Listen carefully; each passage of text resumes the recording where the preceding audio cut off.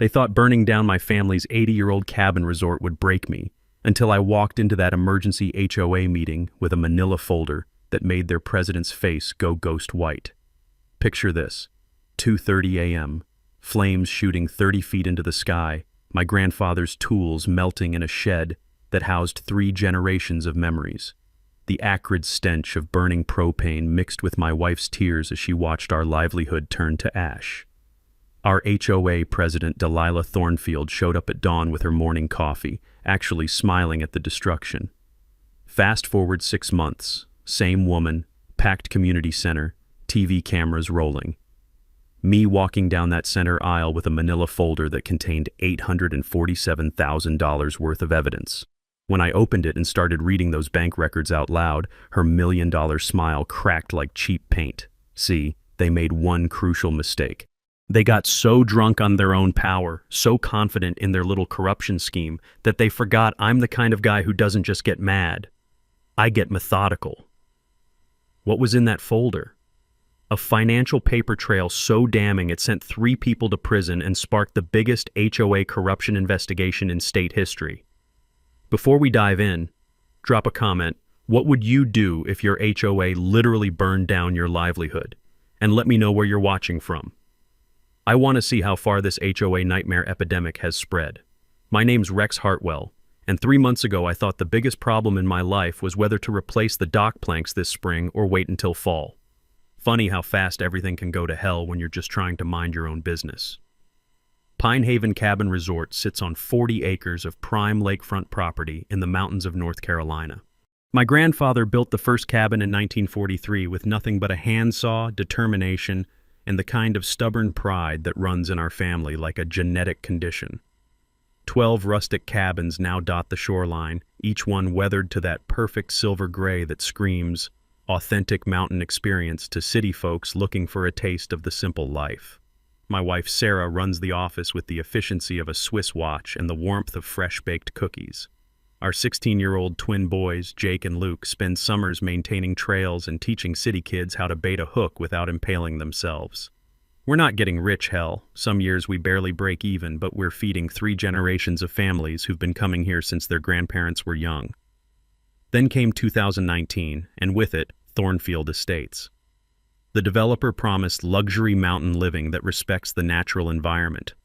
What we got was a gated community of 8,000-square-foot McMansions, each one more pretentious than the last.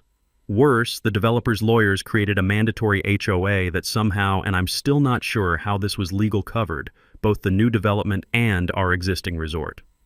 Welcome to American property law, where your rights evaporate faster than morning mist. The HOA fees hit us like a sledgehammer. Residents paid $400 a month. We paid $2,800 as a commercial property. The promise? Preserve the rustic character while ensuring property values for all stakeholders. Pretty words that meant absolutely nothing, as I'd soon discover. Enter Delilah Thornfield, HOA president and the human embodiment of everything wrong with petty authority, 58 years old, corporate attorney from Phoenix, married to Morton, a retired bank executive who looked like he'd suck the joy out of a children's birthday party.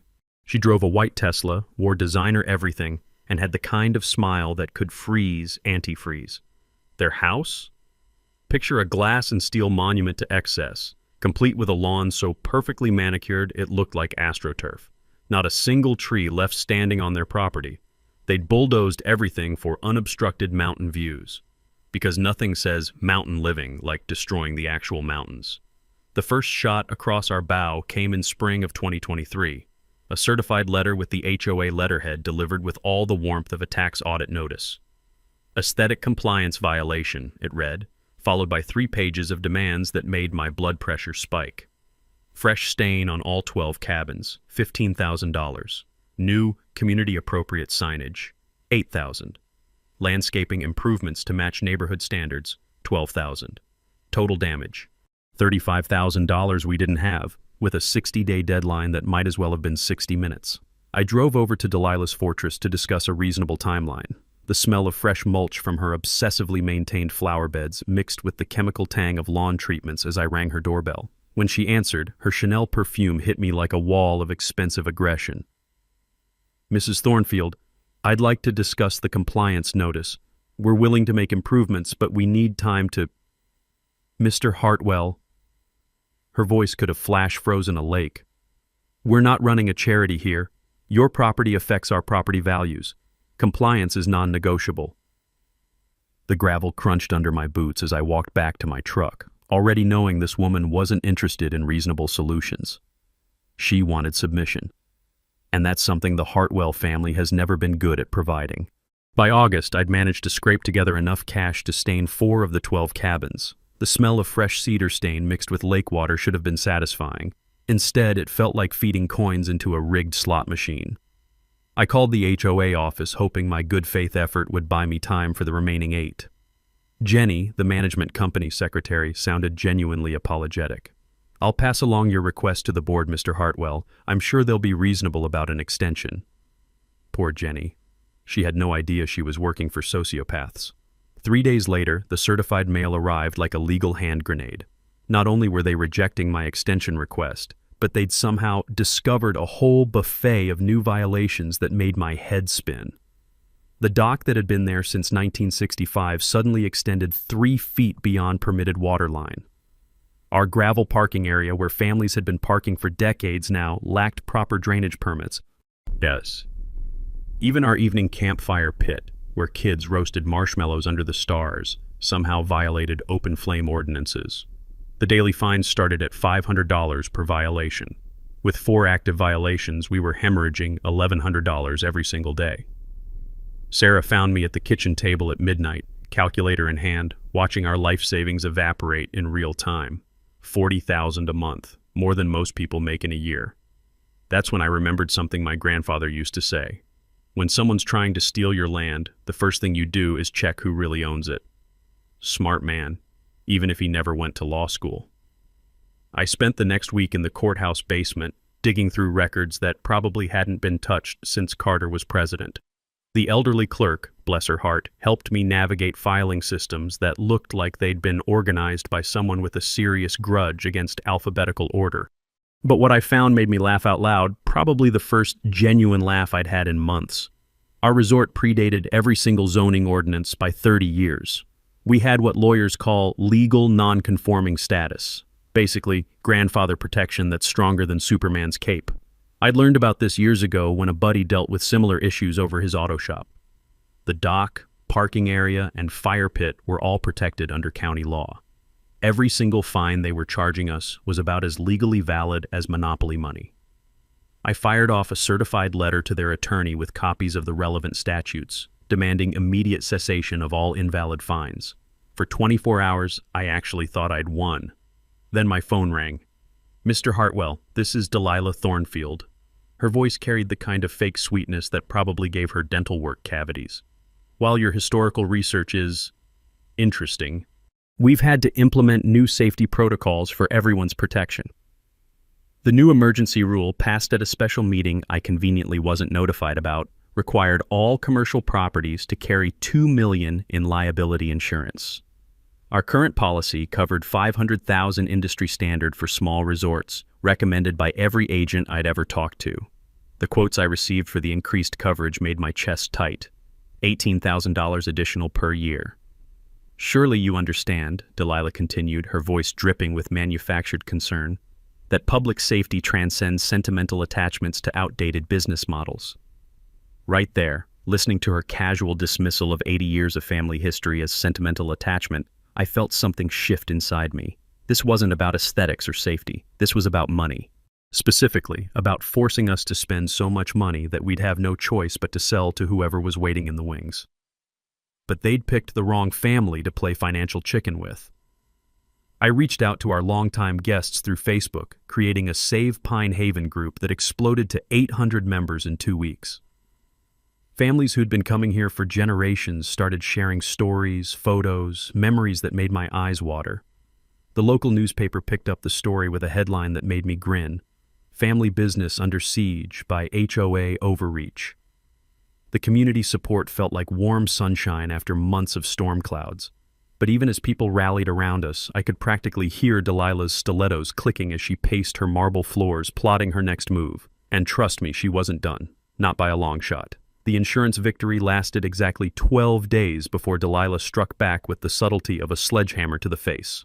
I'd found a loophole through our agent and umbrella policy that boosted our liability coverage to $2 million for $4,800 a year instead of $18,000.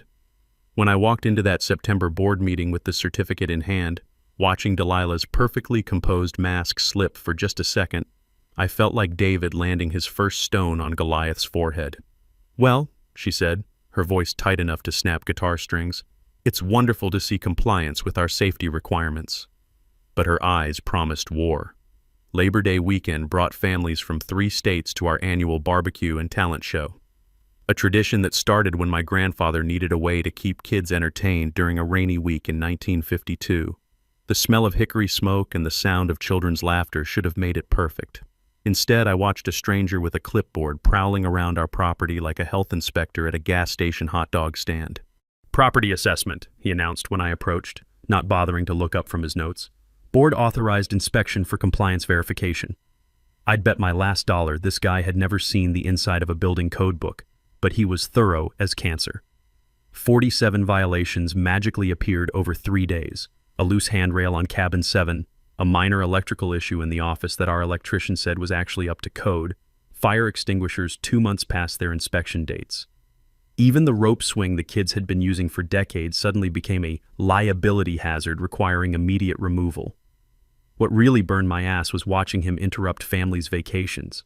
Mrs. Patterson, who'd been bringing her grandkids here for 15 years, had to move her car 3 times because it was blocking emergency access routes that had never existed before that weekend. "This is harassment," I told the inspector after he cited us for having inadequate signage on a bathroom that was clearly marked and had been in the same spot since the Carter administration. He just shrugged. "I don't make the rules, buddy. I just enforce them." But here's the thing about pushing a man too far eventually, he stops retreating and starts hunting. I called my paralegal friend Jenny Blackwood, a woman who could find loopholes in the 10 Commandments if you gave her enough coffee and motivation. For $500, she agreed to dissect our HOA's governing documents with the precision of a forensic pathologist. What she found over the next week made me understand why Delilah was so confident in her little power games. The original CC&Rs, that's the constitution of any HOA, required a majority vote of all property owners for any rule changes affecting commercial properties. But the emergency insurance rule had been passed with only 12 of 47 residents present, all of them from Thornfield Estates. "They can't just railroad you with a stacked meeting," Jenny explained, her finger tracing the relevant clause. "This is basic corporate governance. You've got grounds to challenge every rule they've passed in the last year." I'd learned about these voting requirements years back when my brother dealt with his condo association trying to ban his motorcycle. Seemed like every property owner in America eventually gets an education in HOA law, usually the hard way. Meanwhile, the local TV station caught wind of our story. The reporter, a sharp-eyed woman named Rita Gonzalez, interviewed 3 generations of the Morrison family who'd been coming here since the 1960s. "This place is like a time capsule," old Frank Morrison told the camera, his weathered hands gesturing toward the lake. "My kids learned to swim in that water. My grandkids caught their first fish off that dock. Now some lawyer from Phoenix wants to turn it into condos because it doesn't match her marble countertops." When they asked Delilah for comment, she declined an on-camera interview. Morton, her husband, gave them a terse no comment that made him look guilty of something, though I wasn't sure what yet. Social media exploded. Save Pine Haven started trending locally, with photos of family memories spanning decades. The support felt overwhelming and humbling at the same time. But I was learning that every victory came with a price. When I presented the board with our legal challenge to their voting procedures, demanding a proper recount on the insurance rule, Delilah's response came swift and vicious. Property inspections doubled. Code enforcement officers started showing up weekly. Even our propane supplier got a mysterious call questioning our safety record and suggesting they might want to reconsider their contract. Sarah found me in the office one night, staring at a stack of violation notices that looked like a small phone book. "Maybe we should consider selling," she said quietly. The developer called again. His offer went up to $800,000. I looked at the framed photo on my desk, my grandfather shaking hands with our first guest in 1943, both of them grinning like they'd just struck gold, which, in a way, they had. "No," I said. "They want us gone? They're going to have to try a lot harder than this." October 15th, 2:30 a.m. I'll remember that timestamp for the rest of my life, burned into my memory like the flames that woke me from the deepest sleep I'd had in months. Sarah shook me awake, her voice cutting through my dreams like a fire alarm. "Rex, wake up! Something's burning!" The orange glow through our bedroom window told me everything I needed to know before my feet hit the floor. Our maintenance shed, 80 years of tools, memories, and irreplaceable family equipment, was going up like a Viking funeral pyre. The acrid smell of burning propane mixed with melting plastic, and something else I couldn't identify but made my stomach clench. I called 911 while pulling on boots and jeans, but by the time the volunteer fire department arrived, the shed was a total loss. 3 separate burn patterns, the fire chief noted grimly, which meant one thing: arson. What happened next still makes my blood boil. At 6:45 a.m., barely 4 hours after the fire, I arrived at the smoldering ruins to meet the insurance investigator, and there, standing beside the smoking wreckage with a steaming coffee cup and wearing designer jogging clothes, was Delilah Thornfield. "Morning constitutional," she explained with a smile that belonged in a shark documentary. "Terrible tragedy. Though I have to say, that old shed was quite an eyesore. Perhaps this is blessing in disguise opportunity for more attractive storage solutions." Morton appeared 5 minutes later with a camera, claiming he was documenting the damage for HOA insurance purposes. When the fire chief asked why they were present before the property owner had even been officially notified, Morton's face went redder than a sunburned tourist. The insurance investigator, a no-nonsense woman named Carol who'd clearly seen every kind of fraud imaginable, raised an eyebrow at their convenient presence. "Interesting timing for a morning jog, considering this isn't your usual route." I spent the next week playing detective, and what I found made my grandfather's stories about fighting claim jumpers in the old days seem quaint. Security footage from the marina next door showed a figure in dark clothing climbing our fence at 2:15 a.m. The build looked suspiciously like Morton, though the face was obscured by a hood. Then the anonymous envelope appeared on my office desk. No postmark, no return address, just photos of Morton at Brennan's Hardware the day before the fire, purchasing 3 5-gallon gas cans. The receipt was still attached, his credit card signature clear as daylight. The note inside was brief. "Some of us are disgusted by what they're doing. A neighbor." I realized we had allies inside Thornfield Estates, people who were watching this corruption unfold and finally getting sick enough to act. Sometimes the most powerful weapon against bullies is their own neighbor's conscience. But proving arson and getting insurance money were 2 different battles. Our policy would cover the $25,000 shed replacement, but only after receiving an HOA compliance certificate. Guess who refused to sign it? "Given the fire's suspicious circumstances," Delilah announced at the next board meeting, "we have concerns about the property management practices that may have contributed to this unfortunate incident."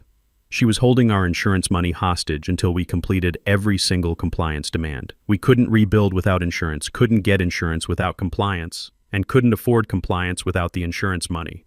It was a perfect financial trap, and she knew it.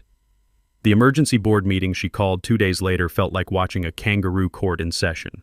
New rule: all commercial properties must install $40,000 sprinkler systems within 60 days. The kicker? Recent incidents had voided all grandfathering exemptions. "Public safety," she declared with the authority of someone who'd never fought a real fire in her life, transcends sentimental attachments to outdated properties. That night, Sarah and I sat in our kitchen, calculator between us like a chessboard in a losing game. The numbers were brutal. Sprinkler system, compliance improvements, legal fees, lost revenue from reduced bookings. We were looking at financial ruin no matter which direction we turned. "The developer's offer is still on the table," Sarah said quietly. $800,000 would cover our debts, give us something to start over with. I stared at my grandfather's photo on the refrigerator, him teaching my father to fish at the same dock they were trying to destroy. 3 generations of Hartwells had fought to keep this place alive. Weather, economic downturns, changing vacation trends, family emergencies, we'd survived it all. But we'd never faced an enemy this calculated, this willing to destroy everything we'd built just to add a few zeros to their property values. "No," I said, surprising myself with how calm I sounded.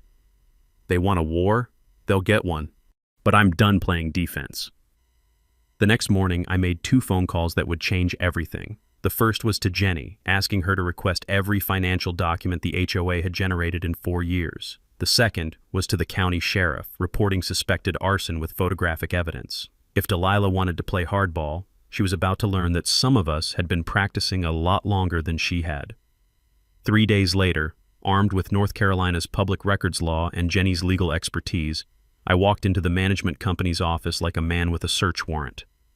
The receptionist's nervous smile told me everything I needed to know about how unusual these requests were. "We'll need a few days to compile everything," she stammered, clearly hoping I'd give up and go away. "State law says 72 hours maximum," Jenny replied smoothly, sliding the official request across the desk. "We'll be back Friday at noon." What we hauled out of there in 4 banker's boxes would have made Al Capone's accountant blush. I spread the documents across my kitchen table like a jigsaw puzzle from hell, and the picture that emerged made my blood run cold. Over the past 4 years, our HOA had collected $2.1 million from all property owners. The reserve fund money set aside for emergencies and major repairs should have contained at least $800,000. The actual balance? $23,000. That meant someone had made $1.3 million disappear into thin air. I'd learned about reserve fund requirements during my brother's condo board fight. Most states mandate these accounts specifically to prevent HOAs from going broke when the roof needs replacement or the roads need repaving. But this wasn't mismanagement. This was systematic theft. The money trail led through a maze of inflated contracts and phantom expenses that would have impressed a mob accountant. Delilah's nephew in Phoenix ran the management company that charged us $8,000 a month for landscaping services any honest contractor would provide for $3,000. Snow removal costs hit $15,000 per season for work that required 2 people, but somehow employed 3 full-time crews. But the personal enrichment scheme made my jaw drop. Delilah's home landscaping assessment had been paid by HOA funds, $75,000 for what looked like something stolen from a country club. Morton's driveway snow removal equipment, a $35,000 plow truck that somehow qualified as a community expense. Board members had attended HOA conferences at luxury resorts in Hawaii and the Bahamas, billing $28,000 in educational expenses over 2 years. Every invoice, every receipt, every fraudulent expense had been rubber-stamped by a board that treated our community's money like their personal ATM. Then I found the nuclear bomb buried in their management contracts. A clause I'd never seen before gave the HOA power to force property sales if any owner created ongoing financial burdens for the association. Properties unable to pay accumulated fines could be seized and sold to recover costs. The enforcement mechanism was already in place, just waiting for the right moment. Morton owned something called Mountain Properties LLC.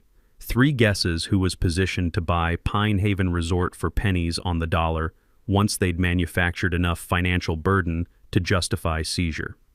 The timeline was all there in black and white. Drive Rex out by spring, acquire the property for $600,000 through their shell company, demolish everything for luxury condos.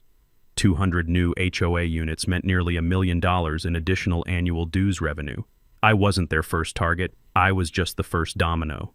3 other pre-existing properties had already received similar harassment campaigns. The auto repair shop, the antique store, the small fishing guide service, all of them owned prime real estate that could be improved with luxury development. Jenny's face went pale as we connected the dots.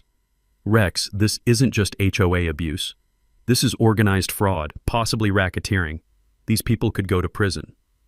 That night, I sat in my grandfather's old chair, staring at the lake where 3 generations of kids had learned to swim. The moonlight on the water looked the same as it had 80 years ago, but everything else had changed. We weren't just fighting for our resort anymore, we were fighting for our entire community's soul. For the first time in months, I smiled. Not because I was happy, but because I finally understood the game they were playing, and once you know the rules, you can figure out how to win. They'd made one crucial mistake in their perfect crime. They'd gotten so greedy, so confident in their little corruption scheme, that they'd documented everything. Every fraudulent expense, every inflated contract, every step of their property grab conspiracy was sitting in those boxes, signed and dated like a confession. Delilah thought she was playing chess with a country bumpkin who'd fold under pressure. She was about to learn that some of us play a much longer game than she realized. The next morning, I called a war council. Jenny arrived first, her paralegal training evident in the color-coded file folders she carried like ammunition. Marcus followed our CPA guest for 20 years who'd built a forensic accounting practice that had taken down 3 embezzling CFOs. Rita Gonzalez, the retired investigative reporter who'd covered our story, brought decades of experience exposing corruption. Even Sheriff Deputy Tom Bradley showed up on his day off, explaining that some things are bigger than jurisdictional boundaries. We spread everything across the resort's conference room like generals planning D-Day. "This is beautiful work," Marcus said, studying the financial documents with the appreciation of an artist viewing a masterpiece. They documented everything, every fraudulent transaction, every kickback, every personal expense. It's like they wanted to get caught. Rita was already on her laptop, cross-referencing names and companies. "I've seen this pattern before in municipal corruption cases. They create a web of shell companies, inflate every contract, and skim from multiple revenue streams. The arrogance is always their downfall." But Jenny had identified our real weapon, the annual budget meeting. "December 31st, she explained, pointing to the HOA bylaws. "Every property owner gets to vote on next year's budget and board positions. 47 Thornfield homes, plus 12 other properties, including yours. You need 30 votes to control everything, fire the management company, recall the board, and elect honest leadership." I'd learned this lesson watching my uncle fight his neighborhood association years ago. Most people skip these meetings, which is exactly how crooks take control. But when property owners actually show up and vote, the math changes fast. Marcus ran the numbers while Rita worked her media contacts. Each property owner has been overcharged an average of $8,000 over 4 years due to the inflated contracts. When people realize they can get refunds plus lower dues, you'll have all the votes you need. The strategy crystallized. Expose the corruption publicly before the meeting, rally every property owner to attend, then take control through legitimate democratic process. Clean, legal, and absolutely devastating to their scheme. Rita's phone buzzed with a text that made her grin. "Channel 9's investigative unit wants to do a feature story. They're calling it HOA Corruption, a statewide epidemic. Your case will be the centerpiece, airing the week before your budget meeting." We spent the afternoon rehearsing my interview, focusing on specific dollar amounts and clear timelines. No emotion, just facts. Rita had covered enough corruption scandals to know that righteous anger plays well, but cold facts destroy defenses.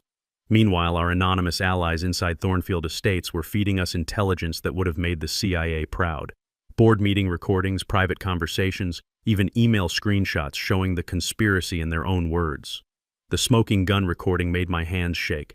Morton caught on tape saying, "Once we own that resort, we're sitting on a $2 million gold mine.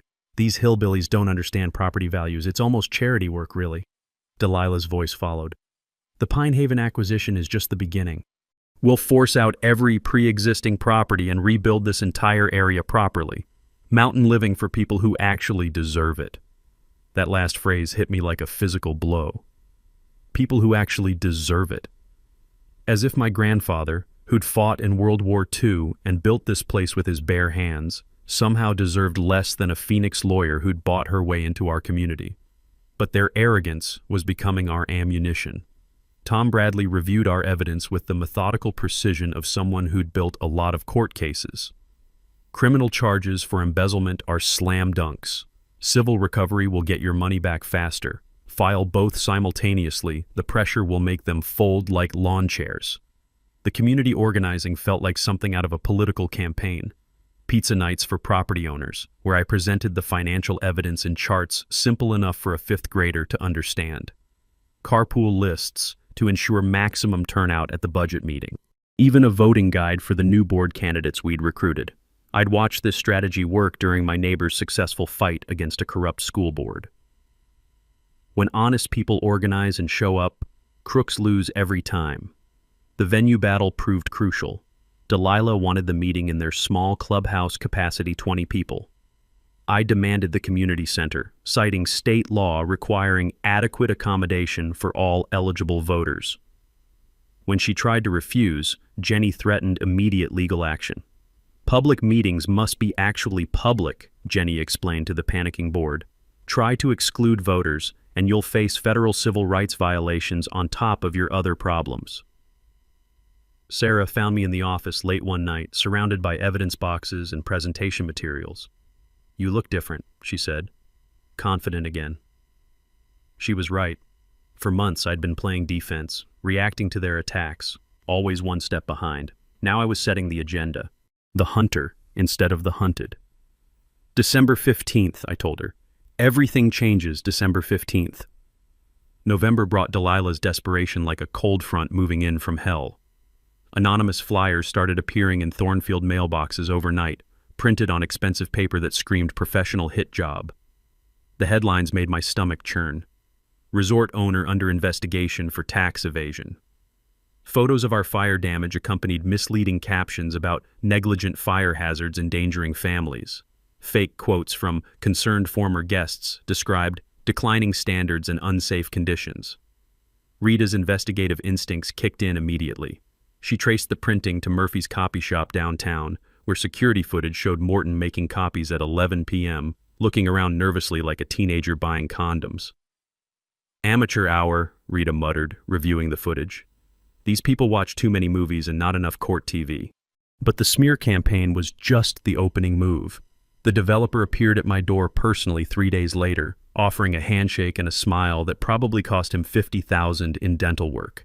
He'd driven up in a BMW that cost more than most people's houses, wearing a suit that screamed, "I eat small businesses for breakfast." "Rex Hartwell? I'm David Morrison with Mountain Vista Development. I have a proposition that might interest you." His improved offer hit like a financial sledgehammer, $950,000 cash with all HOA fines and legal issues mysteriously disappearing upon sale. The timing was too convenient, the solution too perfect. I recorded the entire conversation legally. North Carolina's one-party consent law had become my best friend.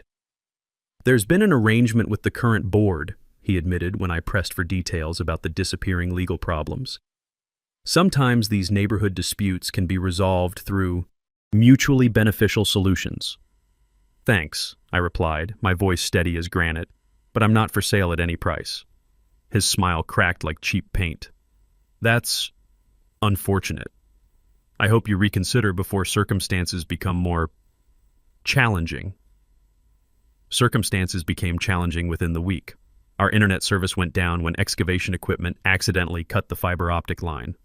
Twice. Phone lines got severed so often that Verizon started joking about installing armored cables. The health inspector showed up based on anonymous complaints that turned out to be completely fabricated. He found nothing but admitted someone had been very insistent about shutting us down.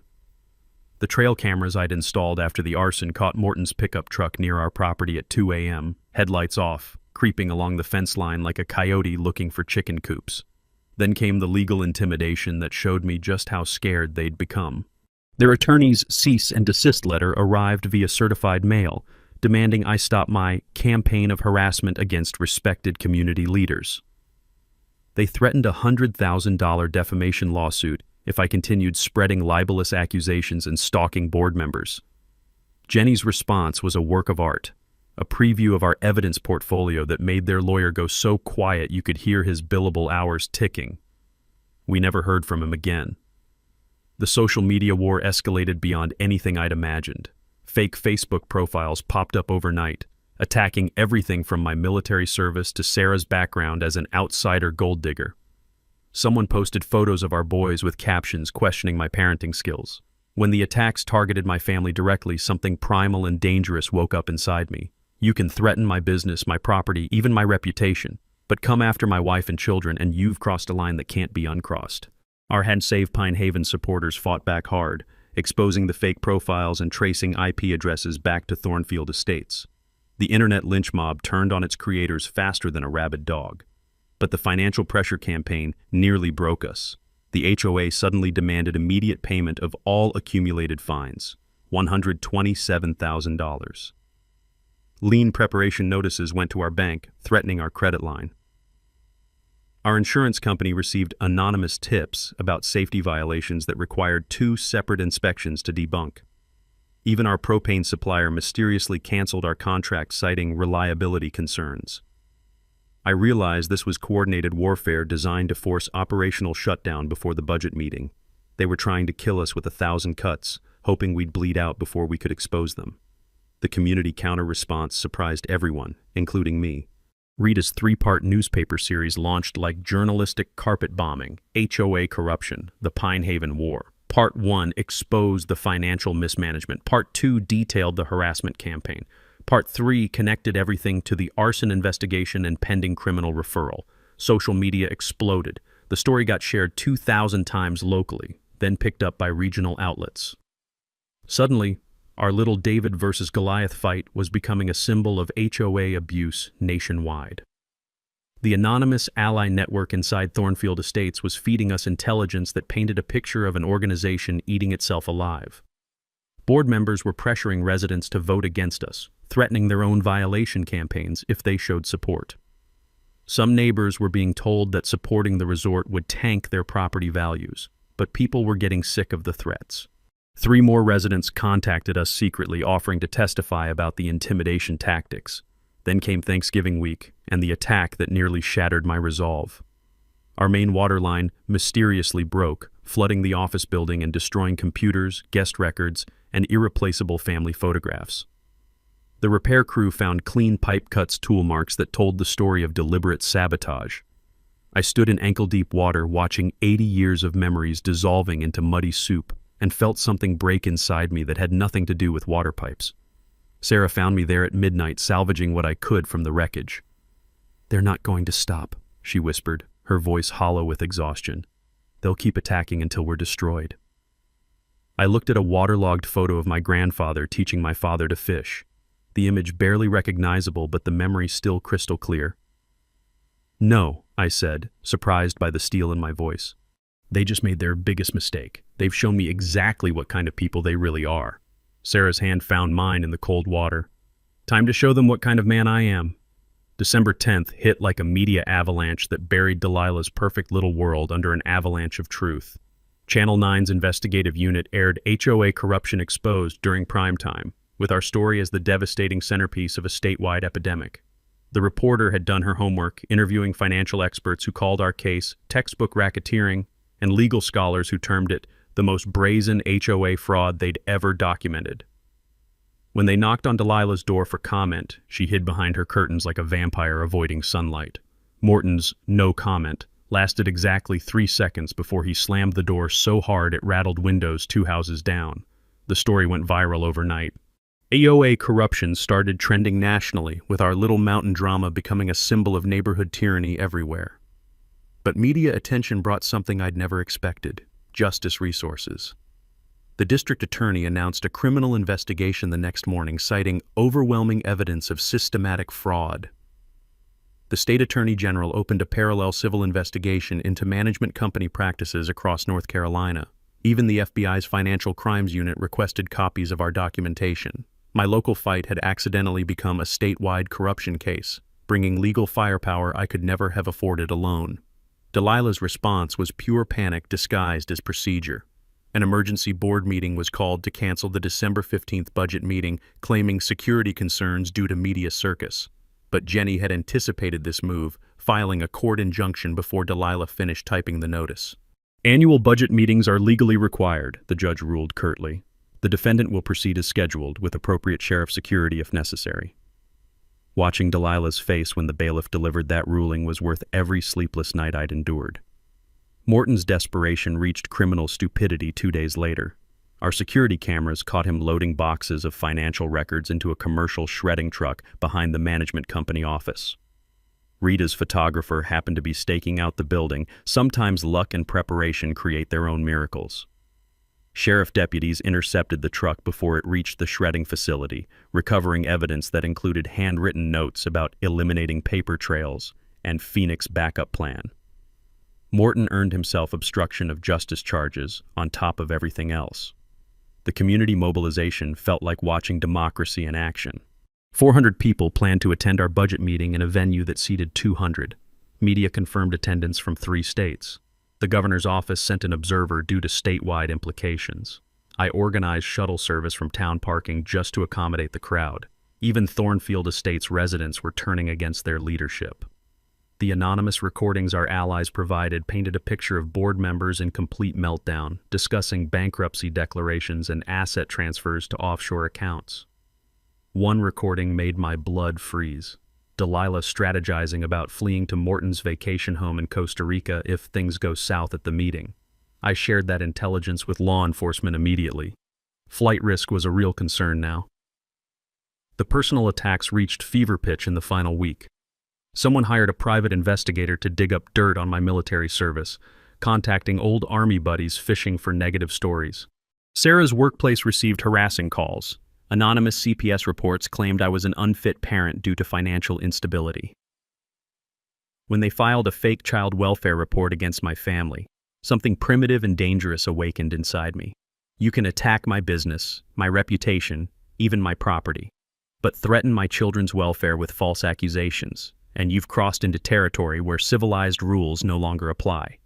The CPS investigator closed the case within 24 hours, noting it was clearly malicious and without merit.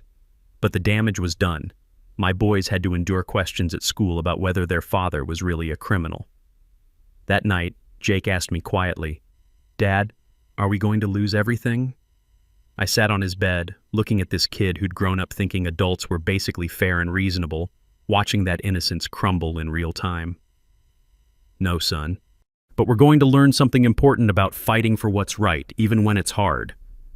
Luke chimed in from the top bunk. "Are you going to beat them?" I thought about my grandfather's stories of fighting claim jumpers who tried to steal his land through legal tricks and intimidation. He'd won by being tougher and smarter than the bullies, not by being nicer. "Yes," I said simply. "I'm going to beat them." December 14th brought the final intimidation attempt. Motorcycles circled our property from midnight until 3 a.m., revving engines and laying rubber on our access road. Anonymous death threats filled our voicemail. Someone spray-painted "sell or else" on our main sign. The sheriff's station assigned a permanent patrol car to our property, but I wasn't scared anymore. I'd been in real danger before, in places where people shot back.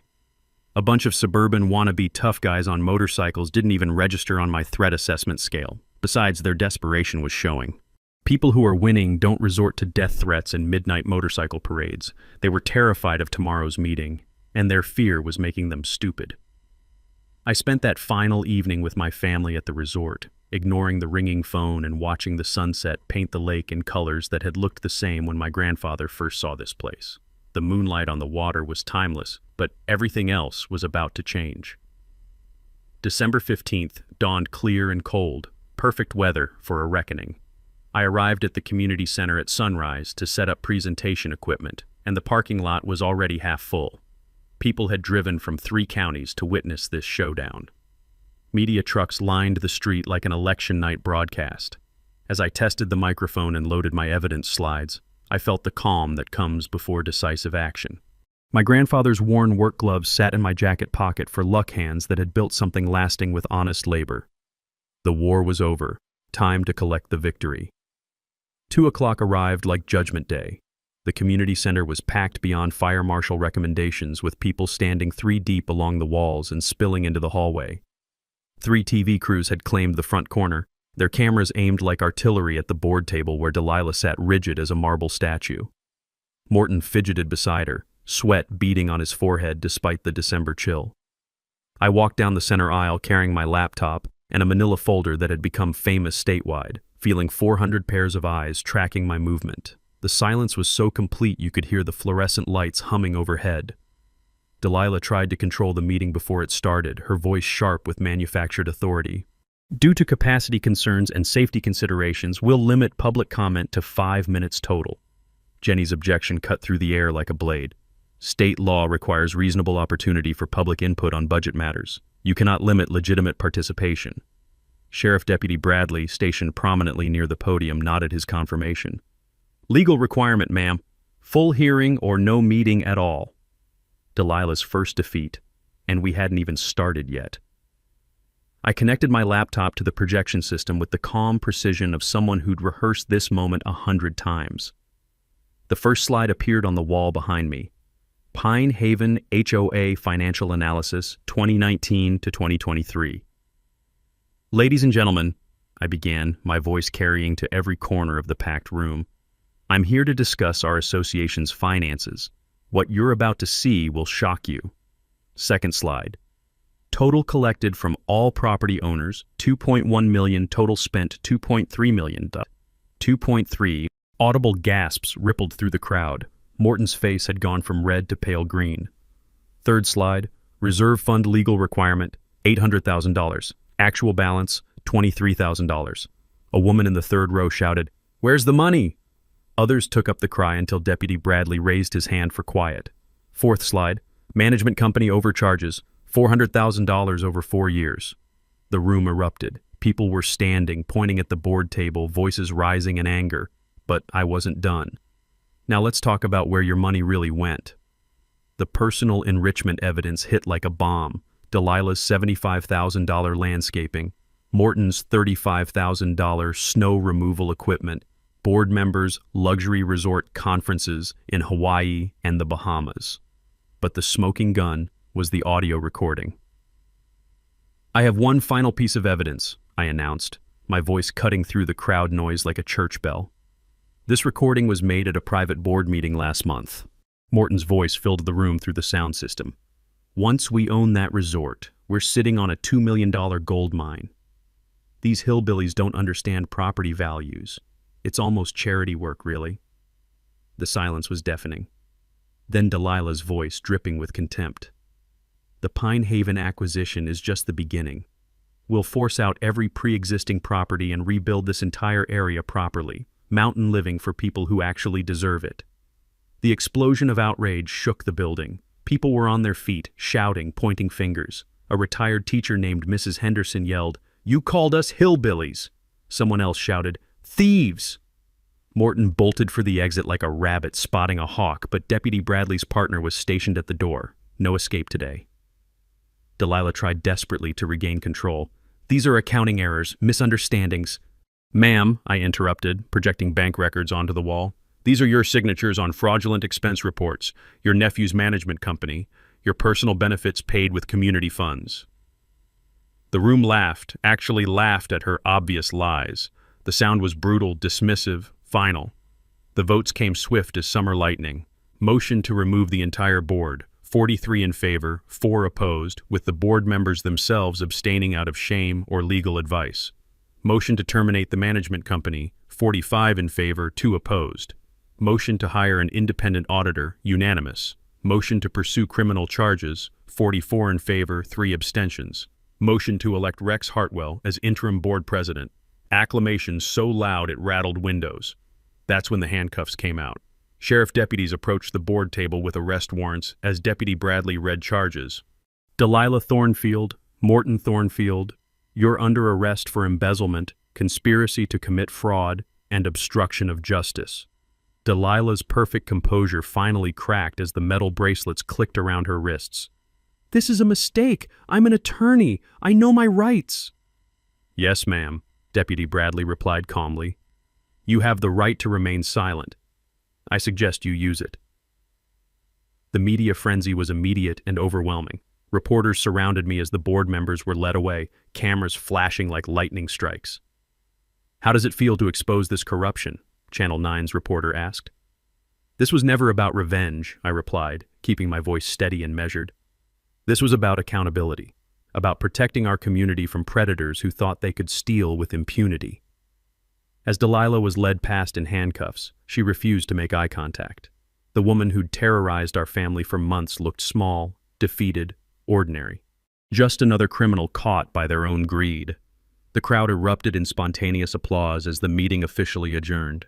People surrounded me, offering congratulations, shaking hands, patting my back.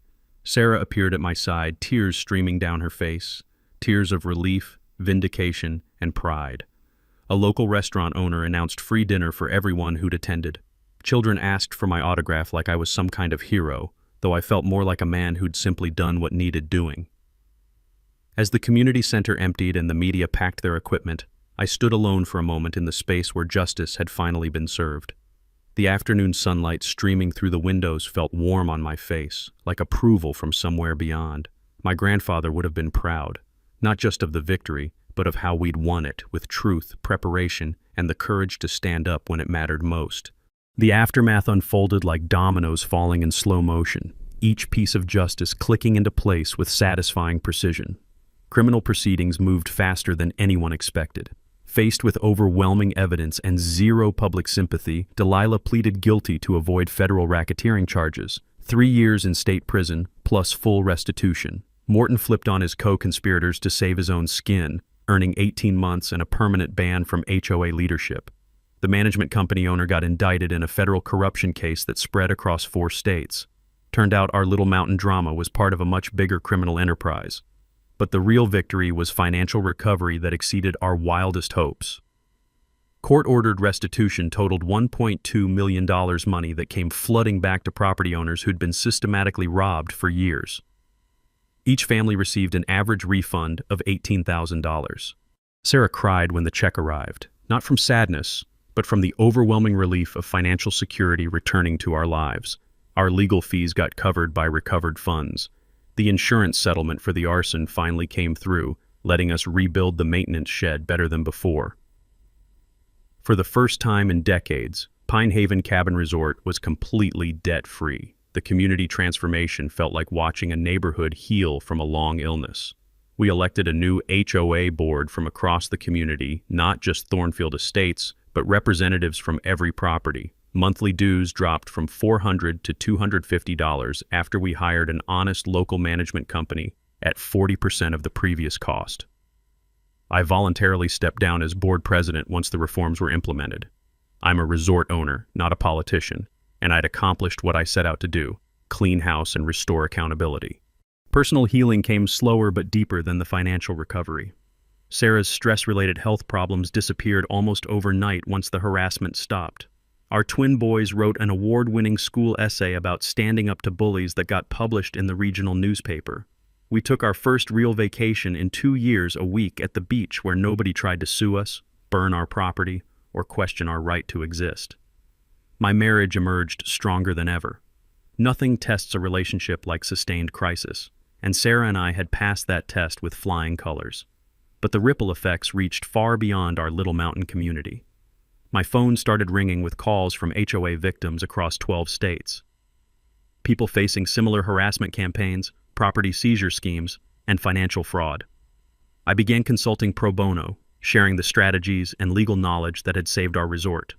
The state legislature invited me to testify about HOA reform legislation. The Pine Haven Act now requires annual financial audits, transparency in all HOA dealings, and criminal penalties for board member self-dealing. 15 other states introduced similar laws. I never expected to become a whistleblower, but sometimes ordinary people have to do extraordinary things to protect what matters. Pine Haven Resort experienced a revival that surprised everyone, including me. Bookings increased 40% due to positive media attention. The resort that fought City Hall became our unofficial marketing slogan, attracting guests who wanted to support the little guy who'd beaten the system. We added new amenities funded by the insurance settlement and recovered finances. The county designated my grandfather's original lodge as a historical landmark, ensuring it can never be demolished for condos. There's now an 18-month waiting list for summer reservations. But the initiative I'm most proud of came from using part of our restitution money to establish the Pine Haven Community Fund. We provide college scholarships for local students, small business loans for entrepreneurs, and funding for an annual Accountability Day festival celebrating government transparency. We also partnered with a regional environmental group to create a permanent conservation easement protecting the lake ecosystem. No matter who owns this property in the future, it can never be overdeveloped. The technical knowledge I gained fighting this corruption could fill a book. Every HOA member in America should demand independent financial audits every 2 years, not board-controlled reviews. Monthly statements should show actual versus required reserve balances. When hiring management companies, get 3 competitive bids and check references. Carefully avoid any family connections to board members. Most importantly, establish board term limits to prevent the kind of entrenchment that breeds corruption. Our story became a case study taught in real estate law classes and featured in a documentary called When Neighborhoods Turn Toxic. The national HOA reform movement cites our victory as proof that organized communities can defeat organized crime. 6 months after the budget meeting, I received a letter from an Oregon farming family facing identical tactics. They're trying to foreclose on our property using the same playbook. Sarah found me reading it at the kitchen table. "Road trip?" she asked with a smile that told me she already knew my answer. Because here's what I learned from this whole nightmare. Bullies only win when good people stay silent. They count on your fear, your isolation, your assumption that you can't fight back against people with money and power. But they're wrong. When ordinary citizens organize, document everything, and refuse to back down, justice usually wins. It's not easy, it's not quick, and it's definitely not fun. But it works. So if you're dealing with HOA corruption, remember, you're not alone, you're not powerless, and you don't have to take it. Document everything. Build alliances, show up to meetings, vote in elections. And when they threaten you, don't get scared, get organized. Share your HOA nightmare stories in the comments below. Let's see how far this epidemic has spread, and more importantly, let's help each other fight back.